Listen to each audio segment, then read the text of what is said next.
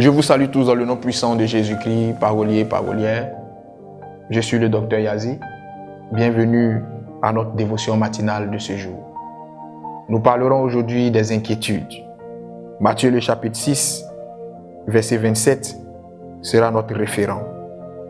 La Bible déclare: qui de vous, par ses inquiétudes, peut ajouter une coudée à la durée de sa vie?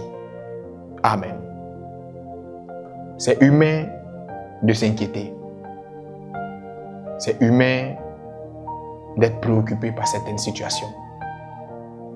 Lorsque tu vois ton âge avancer et que tu te rends compte que tu es sans emploi, pas marié, sans enfant, aucune situation financière stable, il y a de quoi s'inquiéter. Lorsque tu te rends compte que les personnes de ta promotion ont atteint un certain niveau de vie, un certain niveau de grandeur, pendant que toi, tu es encore à la traîne, il y a de quoi s'inquiéter.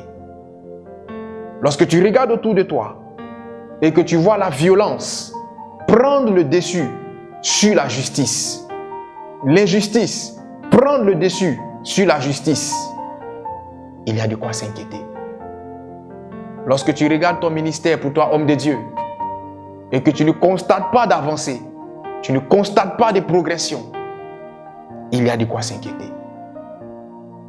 À divers niveaux, nous avons tous des inquiétudes. Mais la bonne nouvelle ce matin, c'est que le Seigneur nous dit: qui, par ses inquiétudes, peut ajouter une coudée à sa durée de vie? Les inquiétudes auront une seule chose en toi, c'est de créer des maladies, c'est de créer l'anxiété, c'est de créer l'énervement. Aucune inquiétude, fût-elle grande, n'est à même de régler un problème.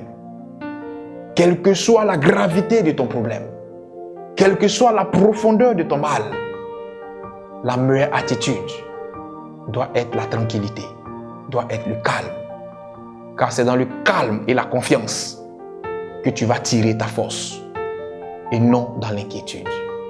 Je prie ce matin que Dieu apaise ton cœur, que Dieu apaise ton âme et que tu retrouves ta quiétude.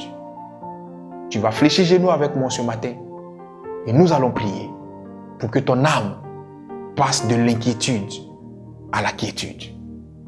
Prions le Seigneur.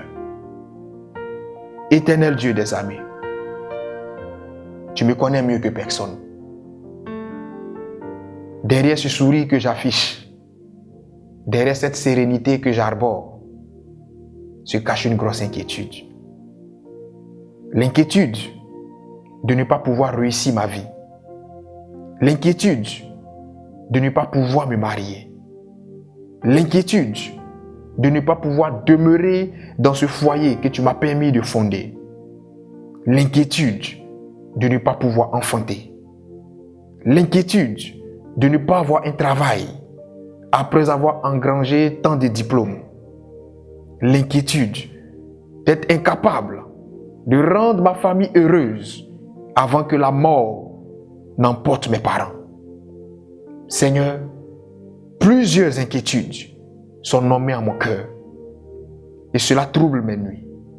Cela trouble ma paix. Cela agite mon âme.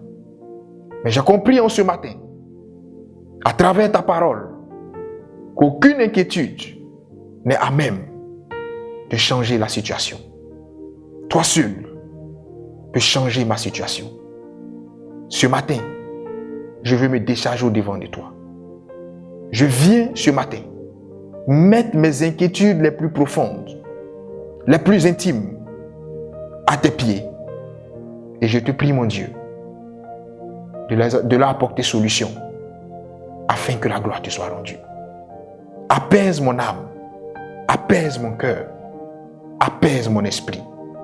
Quoi qu'il arrive, quoi qu'il se passe dans ma vie, comme tempête, aide-moi à adopter l'attitude que tu as eue face à la tempête.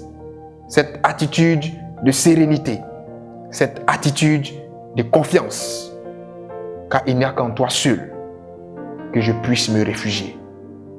Parce que tu es mon rocher, parce que tu es ma force, parce que tu es mon assurance. Je bénis ton nom, parce que tu m'exauces du haut des cieux. Et à l'instant même où je parle, tu apaises mon cœur, tu apaises mon esprit pour la gloire de ton nom. Je le crois, je le confesse et je l'accepte. Au nom de Jésus-Christ que j'ai prié. Amen. Shalom chez vous.